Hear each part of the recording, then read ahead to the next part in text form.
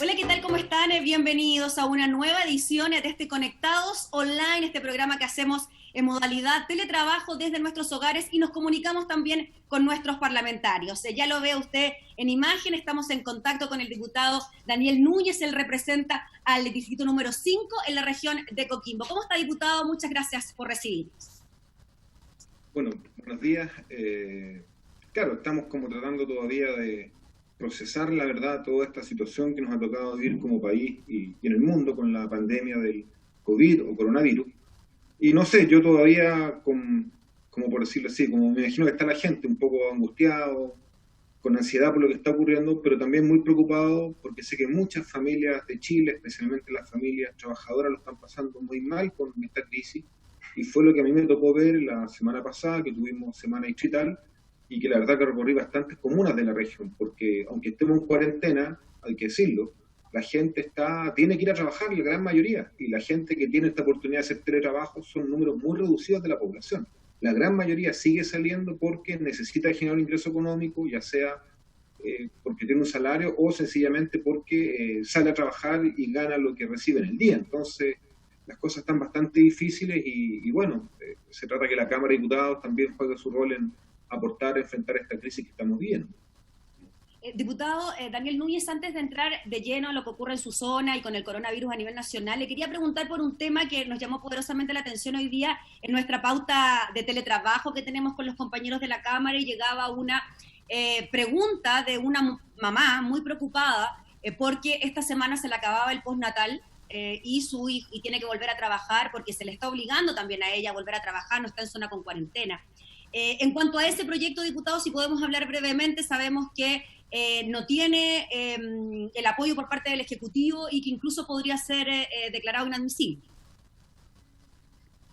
Es, lamentablemente, un proyecto de ley que surgió de una moción parlamentaria, de iniciativas de diputados, sobre todo diputadas, que es muy razonable y es extender los periodos de postnatal, dada la situación que se está viviendo mientras tengamos estado de catástrofe o estemos con esta situación de emergencia por el coronavirus.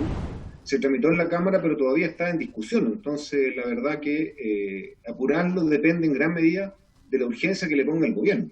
Y ahí es donde uno ve que el gobierno pide unidad nacional, pide diálogo, pero las iniciativas de la oposición más bien las ha boicoteado, las ha bloqueado, y no ha tomado una actitud proclive de escucharlas, de sentarse a conversar. Por lo tanto, yo lo que podría decirle a esa mamá que está angustiada es que vamos a exigirle al gobierno que apoye este proyecto de ley que extiende el postnatal mientras dure el periodo de emergencia y catástrofe, y que por esa vía entonces esperamos poder darle alguna seguridad para que no tenga que volver a trabajar hoy día en estas condiciones y obviamente corre el riesgo ella, pero también sobre todo la salud de su hijo, porque si se contagia se lo traslada al hijo, y obviamente un bebé chiquitito en esta situación también es mucho más vulnerable. Por lo tanto, nos parece muy correcto extender el periodo postnatal en esta crisis, entendiendo que es algo absolutamente excepcional, pero que hay que enfrentar. Sí, diputado, usted como presidente de la Comisión de Hacienda, es un proyecto de ley que tiene asociado un gasto fiscal. ¿Es así? ¿Por eso no puede ser presentado por parlamentario y podría ser declarado inadmisible? Sí, la verdad que en esto hay que ser muy franco, efectivamente, de una u otra manera uno puede discutir buscando, digamos, ciertos subterfugios, pero es evidente que extender el postnatal de una u otra manera implica un mayor gasto fiscal.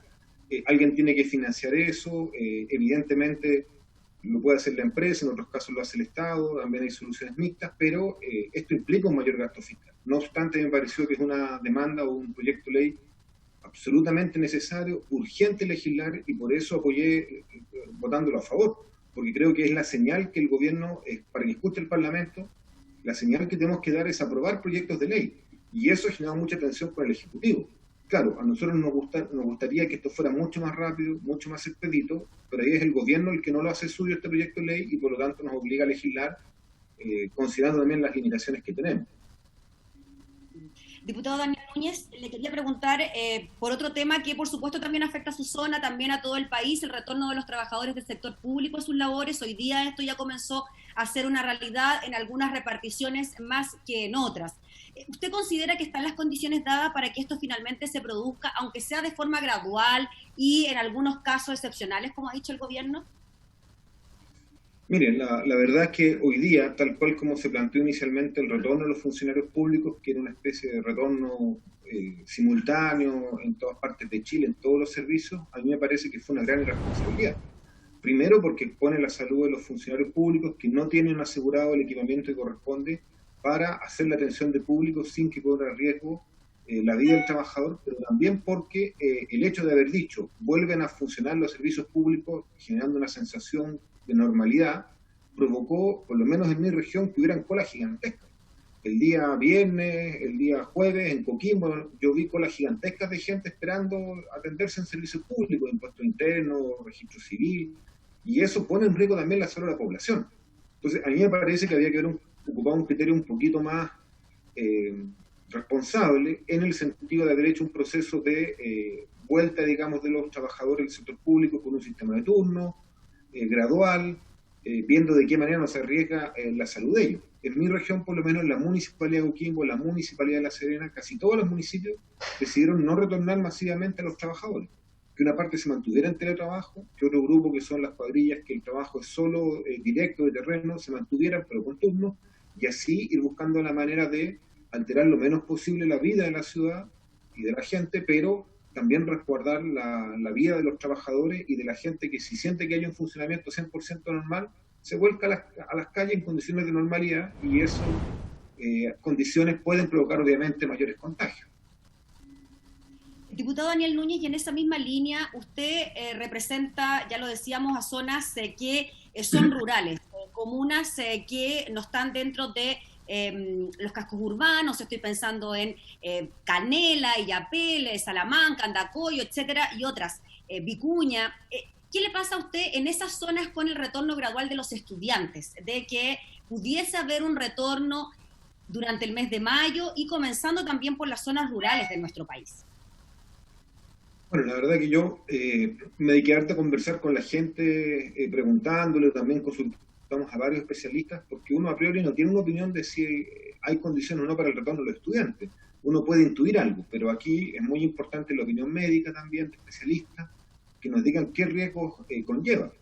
Y la verdad que los especialistas consultados me decían que tanto para la región de Coquimbo como a nivel nacional, en los meses de invierno se produce un pic de enfermedad respiratoria, es decir, en junio, en julio, sobre todo, mayo en menor medida, y que eso se veía involucrado en una gran cantidad de niños, que no necesariamente es coronavirus o COVID, sino que son otras enfermedades respiratorias, y que en un niño la combinación de una enfermedad natural respiratoria más el coronavirus incluso podría llegar a ser fatal.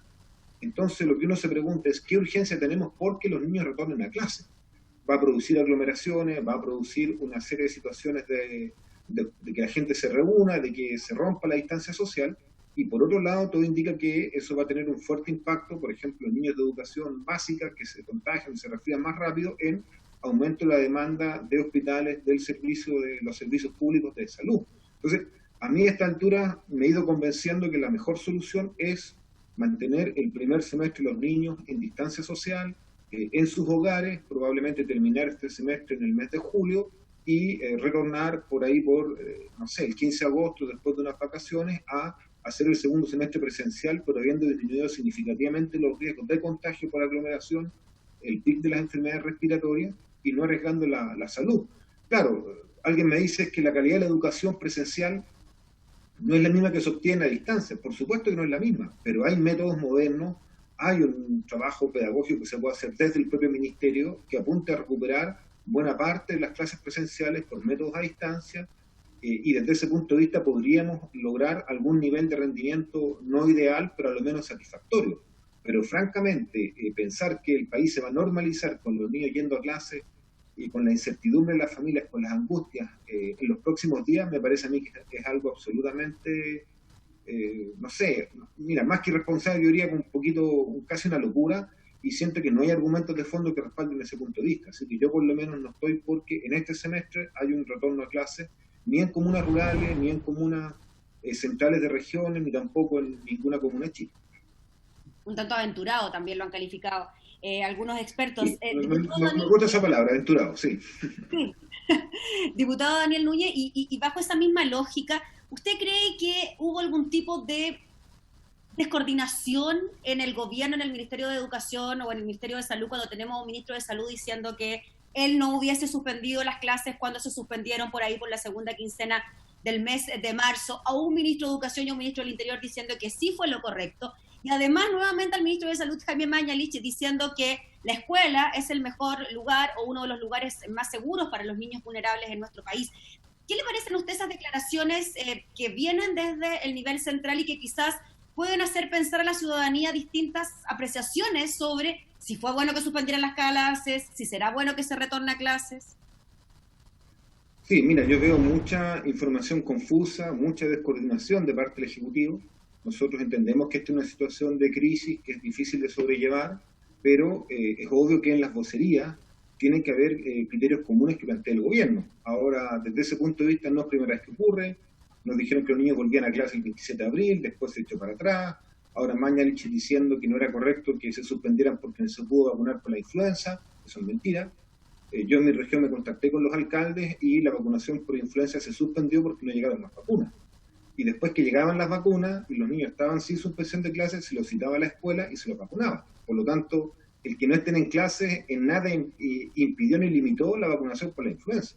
Lo que pasa es que no hubo más dosis de vacuna y se privilegió a los adultos mayores, que es un grupo de mayor riesgo respecto a esta enfermedad del COVID.